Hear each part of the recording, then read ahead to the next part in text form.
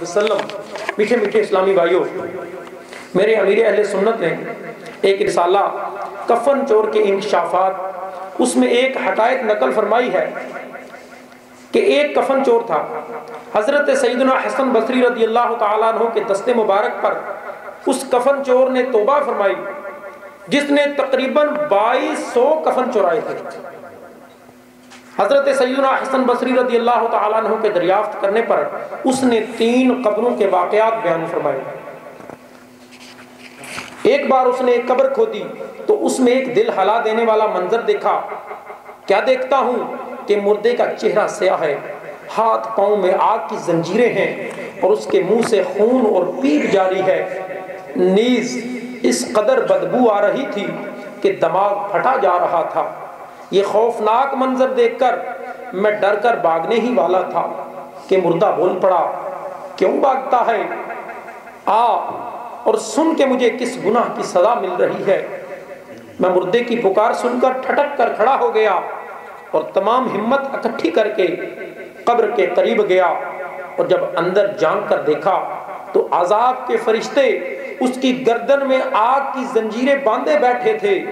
میں نے مردے سے پوچھا، تو کون ہے؟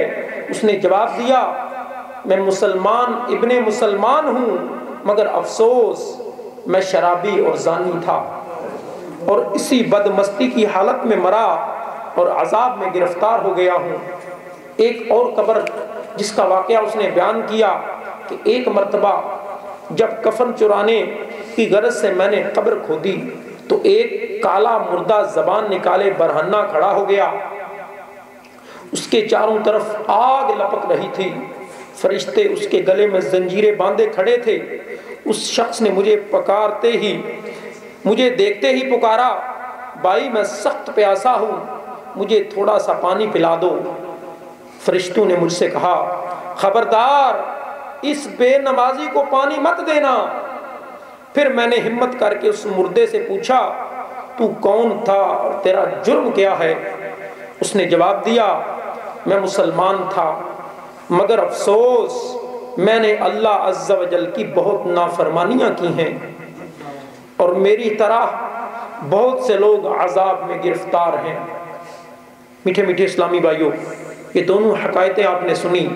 ایک تیسری ایسی حقائق ہے جس کا تعلق یوم عاشورہ سے ہے کہ اسی طرح ایک دفعہ میں نے ایک قبر کھودی تو قبر کو اندر سے بہت وسیع پایا اور ایک نہایت ہی خوشنما باغ دیکھا جس میں نہریں بہہ رہی تھیں اور ایک حسین و جمیل نوجوان اس باغ میں مزے لوٹ رہا تھا۔ میں نے اس نوجوان سے پوچھا، تجھے کس عمل کے سبب یہ انعام ملا ہے؟ وہ بولا، میں نے ایک وعد سے سنا تھا کہ جو شخص عاشورہ کے روز 6 رکعت نفل ادا کرے اللہ عز و جل اس کی مغفرت فرما دیتا ہے۔ لہٰذا میں ہر سال عاشورہ کے دن 6 رکعتیں پڑھ لیا کرتا تھا۔ صلو علی الحبیب صلی اللہ تعالی علی محمد صلی اللہ علیہ وآلہ وسلم۔ میرے میٹھے میٹھے اسلامی بھائیوں،